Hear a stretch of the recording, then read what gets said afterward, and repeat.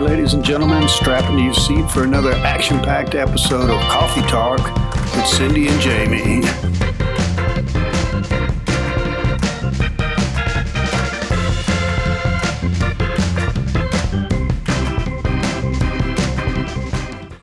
Hi, welcome to Coffee Talk with Jamie and Cindy. Today I have with me Marissa Castro. Marissa is part of our I Ride with MS committee, and she has been leading that committee for 4 years now? 4 years now. Great. Give us a little introduction and tell us how you came to the society and how you came to the bike as well, too. For sure. So I was diagnosed in 2010. Didn't know anything about MS, didn't know anybody that had MS. I came across Team Wingman just by a fluke. Helotus Market Day, saw a tent, orange MS tent. I was newly diagnosed. I, went over there to see what it was all about, and my journey just started from there. I became part of the cycling team. I started as a virtual rider. I found the MS office through Team Wingman.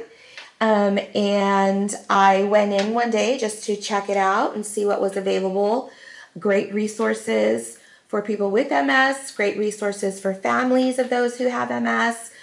And I sat at a committee meeting just to learn a little bit more, asked a couple of questions that I was curious about, and then I became the chairperson for the I Ride with MS committee. And that was probably, 5 years ago.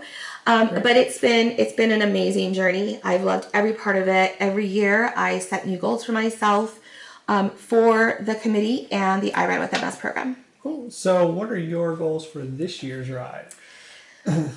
My goals for this year's I Ride with MS program, it's very important to me to make sure that riders understand why they're riding. Anybody can ride a bike. Anybody can sign up. The fundraising is amazing, and I'm always very thankful for that. But I am finding there's a disconnect between riders that do not have MS and understanding what the riders with MS actually experience on a bike ride this long, and the things that we need along the way. Yeah. So what are some of the things that you've changed over the past couple of years to help make the ride more adaptable to people that have MS or that have any other type of physical limitations? My first ride, 2017, that was the first time I had been on a bike since a child. Made it 30 miles. At the third rest stop, I was done. I was in tears. My head was pounding. I didn't know what I needed at that time to help manage my own symptoms. But I realized I need to be cool. When I roll into a rest stop, the music was blaring, and that made everything 10 times worse. So little by little, I, asked, can we have cooling towels or ice chests with ice in the SAG vehicles, whether it's a van, whether it's a pickup truck. One year, I was so tired and so hot, we went back to the fairgrounds in a pickup truck, but I couldn't get in the pickup truck because I was so tired. And I said, I just need a step stool. That would make it so much easier for me, not realizing how many other people with MS or how many other people with limitations on this ride can benefit from a small step stool. How many people can benefit just from having cold water in the SAG van in the event that we get picked up on the side of the road in between nowhere and we have run out of water. Yeah. Those small things make it more manageable. So those are things that we had added to the I Ride with MS program and our Valero Ride. just to accommodate everybody's needs. Yeah, great. So you live with MS. Give me a quick rundown of like what's a good day, what's a bad day, and what's a really ugly day.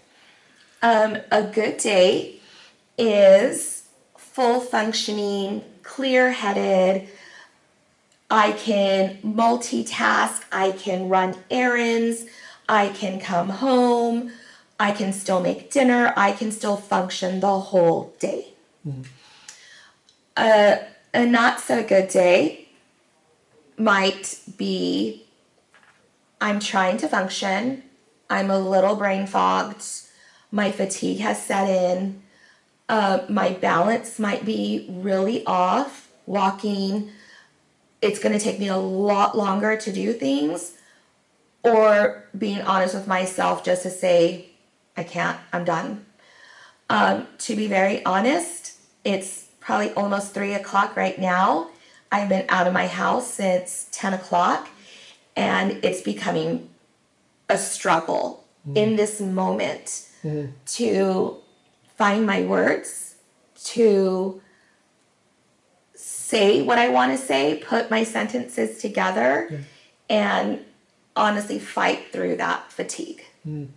Yeah, totally understand that one. An ugly day. Yeah, what's an ugly day? A really bad day is pajamas, in bed, sleeping 16 hours. Because the fatigue is that bad. Yes. I mean, if I eat something, I'm eating it in bed. Yeah. And that's if I eat something. I try to pull myself out of bed and say nope. But I will know first thing in the morning whether it's going to be like that or not. No rhyme or reason. It can be the day after a really busy day. It can be a day that I don't know why. A couple days later, I could get sick, and that possible infection could have caused that fatigue. And in bed, there are times where I show my family, look, it says I slept 16 hours straight. And I just don't have control over it. That's a bad day. Well, thank you so much for coming in and joining us today. Thank you so much for all the stuff that you're doing on our ride. Absolutely. We love how much you're changing our ride, but then also changing the national rides as well too, and opening their eyes to see what things we can do here to make our ride more accommodable for everybody that wants to ride. Absolutely. Thanks so much. You're welcome.